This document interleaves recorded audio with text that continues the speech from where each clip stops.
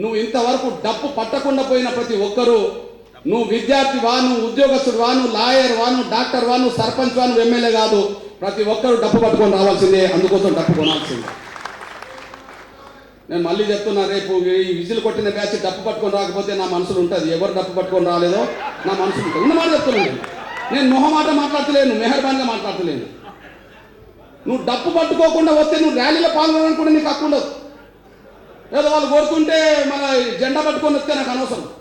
డప్పు పట్టుకొని రా. అందువల్ల డప్పు కొనుక్కోండి, కొనిపియండి మనోళ్ళకి. డప్పు మీరు కొనండి, డప్పు కొనిపియండి. మీరు కొనియండి, కొనిపియండి అని మీకేం చెప్పాలి? మీరు కొనియాల్సిన బ్యాచ్ కదా ఉద్యోగస్తులు. నేను ఎవరికో అనుకుంటాను, నేను ఎవరికో అనుకున్నా మీరు కొనండి కొనిపియండి అని చెప్పి. కాదు, మీరు కొనండి కొనియండి. ఇది ఈ బ్యాచ్ అదే ఇప్పుడు. అందువల్ల